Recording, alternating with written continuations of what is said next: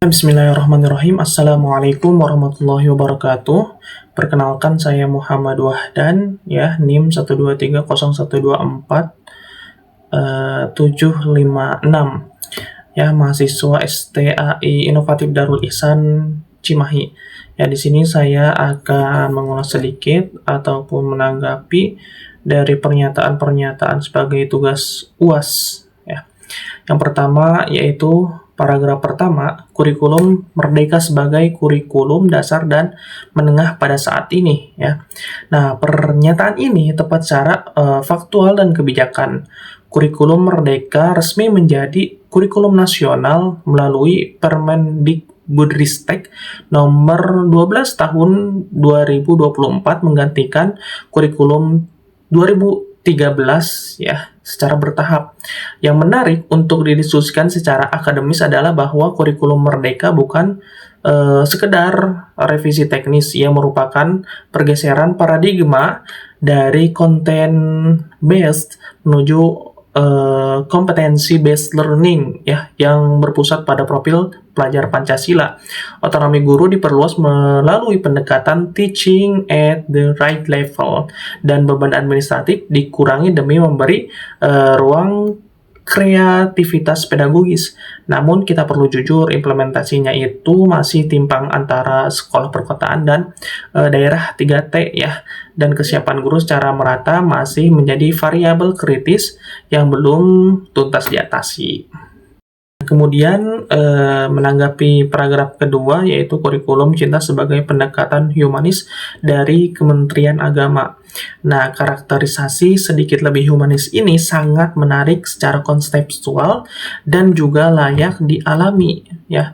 Kurikulum cinta yang diusung oleh Kemenag untuk satuan pendidikan di bawah naungannya, yaitu terkhusus, ya, madrasah, memang menempatkan dimensi afektif secara luas, ya, sebagai core framework, ya, bukan sekedar pelengkap kognitif saja, ya.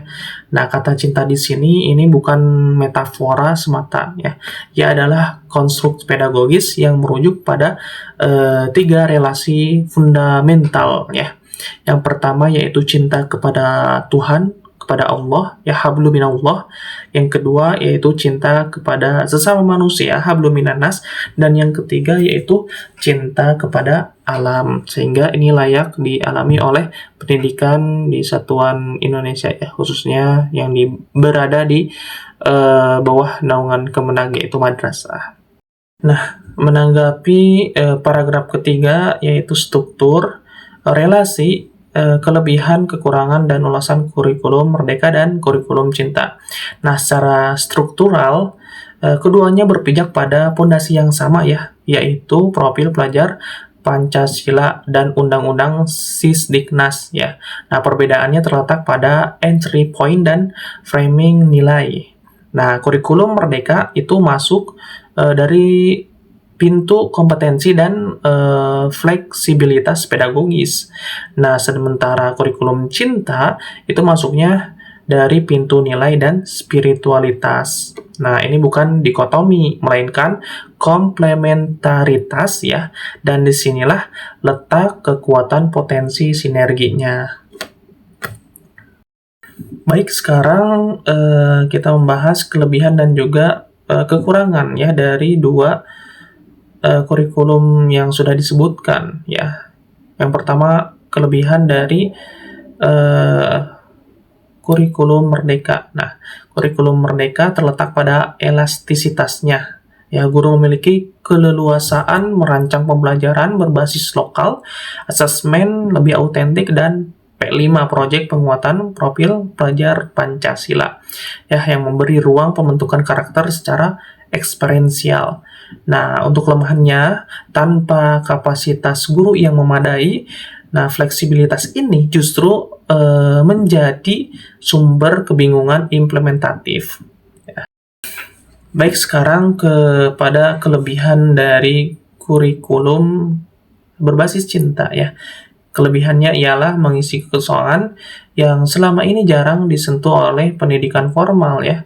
dimensi emosional dan relasional dalam proses belajar ya. Ketika pendidikan kerap terjebak dalam obsesi nilai akademik, ya, kurikulum cinta ini mengingatkan kepada kita bahwa sekolah adalah ruang pembentukan manusia yang berakhlakul karimah, ya, bukan sekedar pencetak angka raport saja, ya. Nah, kelemahannya yaitu potensi kesulitan dalam standarisasi asesmen. Selanjutnya, dari segi pemaknaan, kurikulum cinta sesungguhnya ini adalah respons ya terhadap krisis moral yang banyak kita saksikan sehari-hari ya, dari perundungan, intoleransi, dan lunturnya empati di kalangan generasi muda, apalagi di zaman sekarang ya. Namun pada tataran teknis lapangan, ya, guru madrasah membutuhkan panduan operasional yang konkret, ya, modul ajar, rubrik, asesmen berbasis nilai, dan pelatihan yang tidak hanya normatif, tetapi transformatif, ya.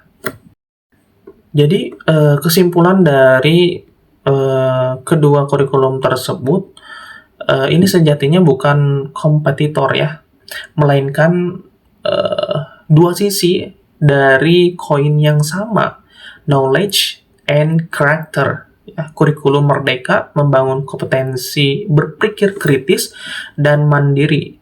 Sementara kalau kurikulum cinta membangun fondasi moral dan relasional. Ya, tantangan terbesar bukan pada tataran kebijakan, melainkan pada jembatan antara desain kurikulum dan realitas kelas. Dan jembatan itu bernama guru yang kompeten, ya, termotivasi, dan dihargai tentunya. Tanpa itu, kurikulum seindah apapun ya hanya akan berhenti di atas kertas saja.